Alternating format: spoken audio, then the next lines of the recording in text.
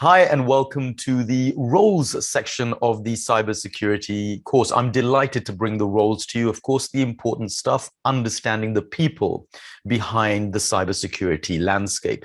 Now, this section is not going to be full of color and stories and stuff. We're literally going to take each of those roles and go through in a nice systematic way so that you can appreciate in a nice structured method exactly what these people do. I'm going to start right at the top. So we'll start with the CISO, or the Chief Information Security Officer. Now, you're going to see variations to that C term, but of course, whenever you see C, it means that they're really pretty much at the top of the tree in terms of decision making. So the CISO, of course, is all about security. These people will oversee the strategic, operational, and budgetary aspects of anything to do with protection and security within the organization. These professionals will work closely. Of course, they'll have fellow executives beneath them, and they'll work closely with them to develop security policies and procedures for their organization. They'll manage teams of computer analysts and, of course, all the information security specialists that we're going to speak about in a bit. They will identify, neutralize, and eliminate all the possible security threats that can potentially come their way. So this is their key role. Now, there'll be individuals with advanced technical, but also business acumen as well. They'll be great in terms of having organizational skills. So chief information security officers will work across many economic sectors as well. They won't be specific to one particular one, but they may have built up an expertise in a particular area of security, a particular sector, such as banking. But on the whole, they will monitor security vulnerabilities. They'll stay abreast of the changing technologies and the threat levels and the changing threat attack vectors as well, so that they'll be able to allocate resources to facilitate, the easy implementation of a very sound and solid security infrastructure. So how do they do this? Of course, as I mentioned, they're tasked with protecting their organization's proprietary data and their intellectual property. That's what the CISO is really about.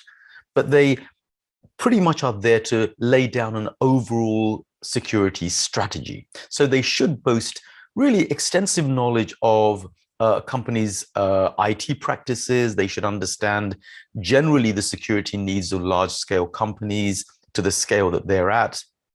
They will show prowess in identifying weaknesses within IT systems, and they'll understand how to analyze an attack landscape, like we mentioned earlier. They will be able to develop security policies and information protection policies, and they'll oversee any training and education programs to make sure that their people are at the peak of their knowledge in terms of understanding what is going on in the security landscape.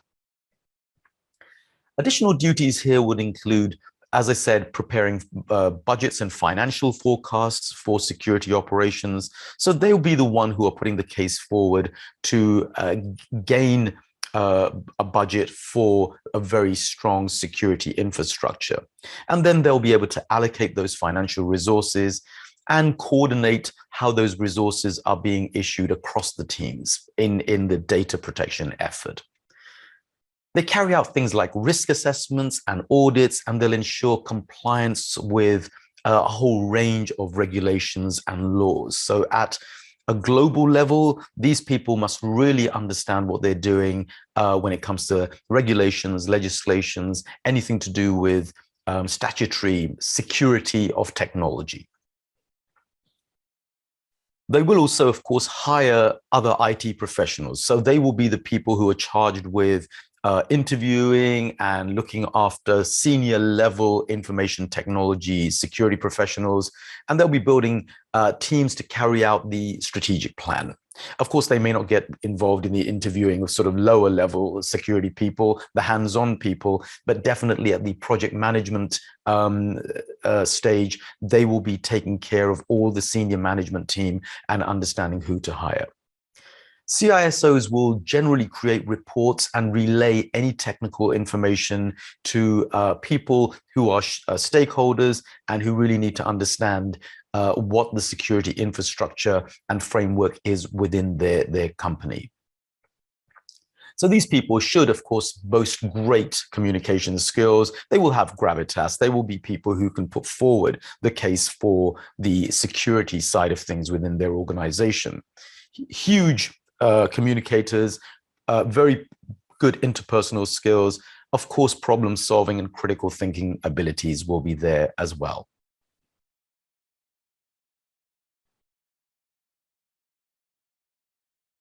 How do you become a chief information security officer? Well, of course, this is the pinnacle of most people's security career. So they may have come through a number of trajectories to get to where they are, but certainly their career would have spanned several years. There would have been continued education and training and career advancement. They would have been developing themselves all the way through to not only build their soft skills, but also to build their hard skills as well. Generally, there'll be graduates and there'll be postgraduates as well. So they'll have computer science degrees, they'll have master's degrees in some sort of IT or technology-based discipline. Today's CISOs will often have a master's degree in cybersecurity or business administration, just to show that they are up to speed in a formal way with the security landscape of today. They may have started off as an entry-level systems analyst or security analyst, and slowly they would have become expert in detecting, preventing, and investigating cyber threats. So through their careers, they would have researched all new security measures and all techniques to mitigate infrastructure weaknesses, software weaknesses, and mitigate all sorts of security threats.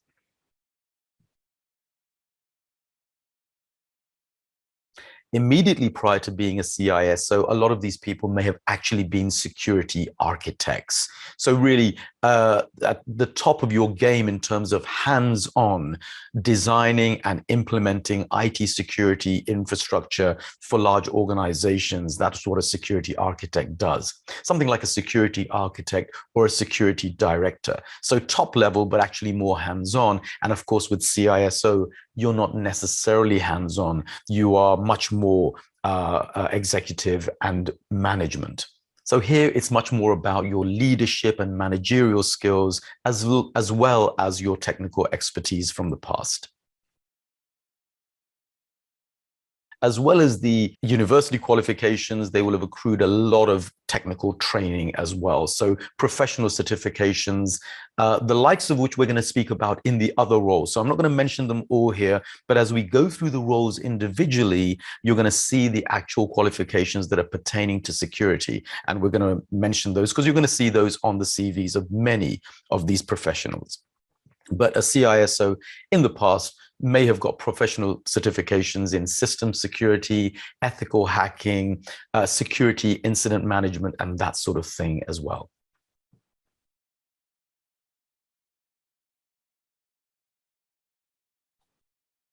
So just to summarize, these are people with amazing soft skills and analytical skills, all based around the whole idea of security. They can construct efficient information security policies and processes, and these professionals will be able to communicate verbally and non-verbally with colleagues and the general public. So they'll have a lot of personality. They can relay technical information to individuals who may have not actually got that much technical know-how and prowess. So they'll be able to deal with both the technical and the business side of things, and they'll be able to make their presence felt with highly skilled technical professionals as well. So they have huge interpersonal skills, communication skills to work with people at all levels. And as we said, they will be leaders and managers, and they should be able to lead groups of security professionals and be able to offer the training and guidance they need to ensure a very strong, cohesive security strategy. Now let's look at some of the people who will be working underneath the CISO in any large organization.